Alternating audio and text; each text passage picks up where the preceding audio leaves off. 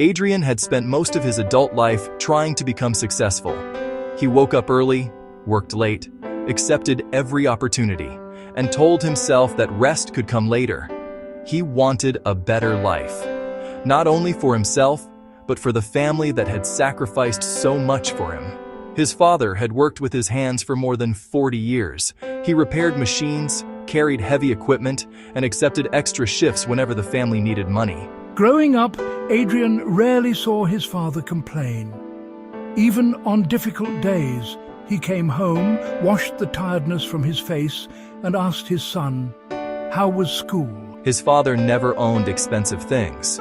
He wore the same watch for years, drove an old car, and repaired almost everything instead of replacing it. But whenever Adrian needed books, school fees, or an opportunity, the money somehow appeared. As a child, Adrian believed his father could solve anything: a broken bicycle, a difficult homework question, a frightening storm, or the fear of starting something new. Whenever Adrian doubted himself, his father would say, "Do your best today. Tomorrow will take care of itself." Those words followed Adrian into adulthood. He studied hard, found a good job, and slowly began building the successful life he had imagined. But as his career grew, his time disappeared. His father continued calling. At first, Adrian answered every call. They spoke about work, family, and ordinary life. But eventually, the conversations became shorter. "I am in a meeting, Dad. I will call you later. This week is very busy. Maybe next weekend." His father never complained. He simply answered, "All right, son, take care of yourself." Adrian believed he was doing what a responsible son should do. He was working hard, building security, creating a future. He told himself that once he reached the next level, he would slow down. After the next promotion, after the next project, after he had saved enough money, then he would make more time. But success has a strange way of moving the finish line. Every achievement created another target. Every promotion brought more responsibility. And every busy year made his father a little older. One Sunday, Adrian's father invited him for lunch. "I made your favorite meal," he said. Adrian looked at his calendar. He had promised to finish an important proposal. "I cannot today, Dad. Maybe next Sunday." His father paused. Then he replied, "Of course. Work comes first." Something about those words made Adrian uncomfortable, but he pushed the feeling aside and returned to his laptop. 3 weeks later, Adrian received the promotion he had been working toward. It was the biggest achievement of his career. His colleagues congratulated him. His manager praised him. His phone filled with messages. That evening, he went to an expensive restaurant with his team. Everyone raised their glasses and celebrated his success. But while the room was filled with laughter, Adrian looked at his phone. There was one message from his father. "Congratulations, son. I always knew you could do it." Adrian smiled. Then he typed, "Thank you, Dad. I will visit soon." He placed the phone down and returned to the celebration, but he did not visit. Another project began. Another deadline arrived, and life continued moving. One evening, several months later, Adrian received a call from his father's neighbor. His father had fallen while repairing something outside the house. He was not seriously injured, but he needed help. Adrian left work and drove there immediately. When he entered the house, he noticed how much had changed. The home that once felt full of strength now felt unusually quiet. His father was sitting in a chair with his leg resting on a cushion. For the first time, Adrian saw him not as the powerful man from his childhood, but as someone growing older. His father smiled. "You did not need to leave work." Adrian sat beside him.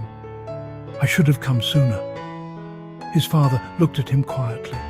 Then he asked one simple question. "Are you happy, son?" Adrian was surprised. "Of course, I was promoted. Everything is going well."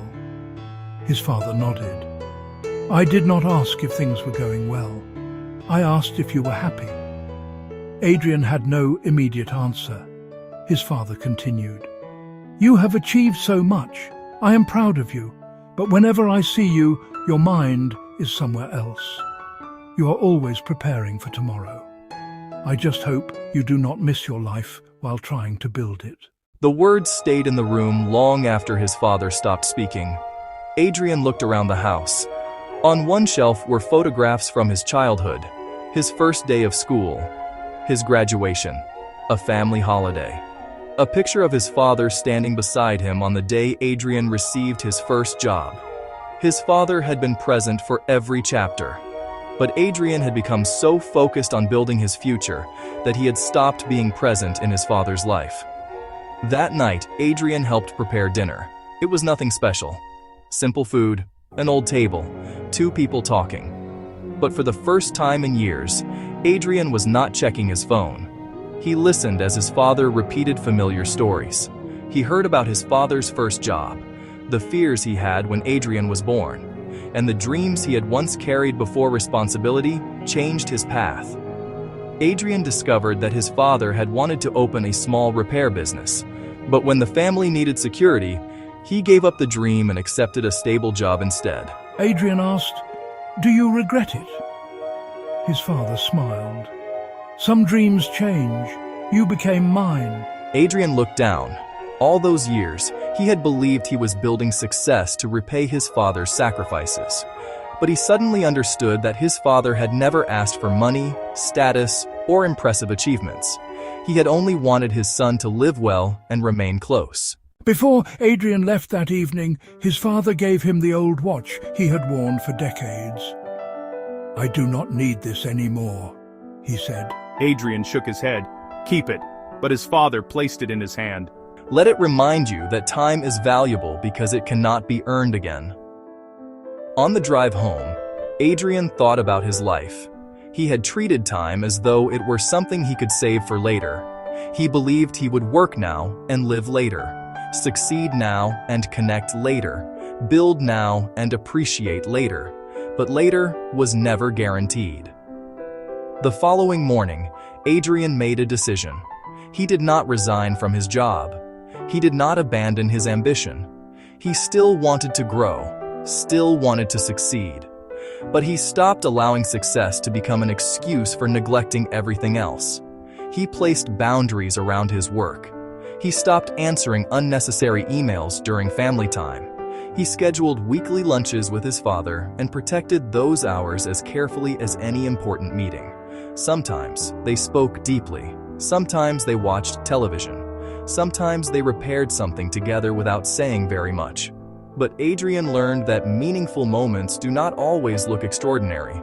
Sometimes, love is sitting beside someone without being in a hurry. Months passed. Adrian became calmer, more focused, and surprisingly more effective at work.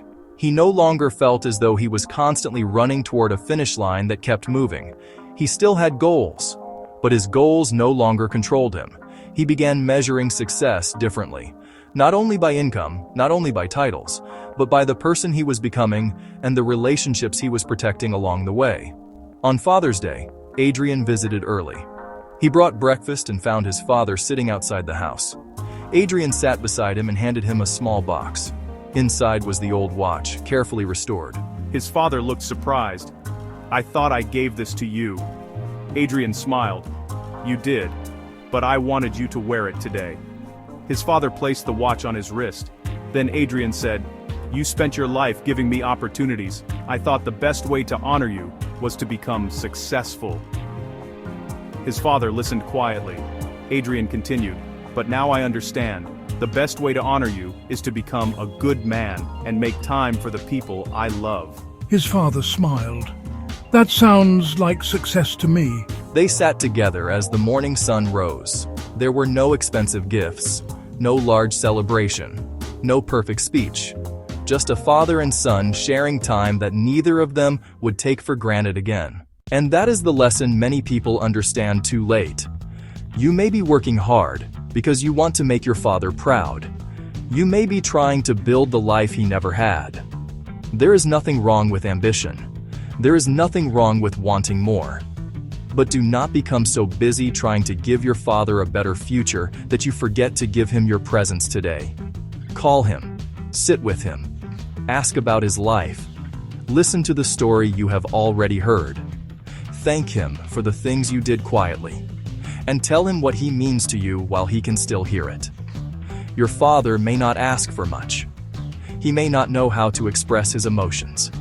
He may show love through advice, worry, sacrifice, or simple questions. But beneath those ordinary moments is a love that helped shape who you are. Success is not only about how far you rise, it is also about remembering who stood beneath you when you were learning to stand. So continue chasing your dreams. Continue becoming stronger. Continue building a future your family can be proud of. But never forget this. Your greatest achievements will feel far more meaningful when the people you love are still part of the journey. Make time today. Not when life becomes easier. Not after the next goal. Today, because money can be earned again. Opportunities can return. Plans can be changed. But time with the people you love is the one thing you can never recover once it is gone.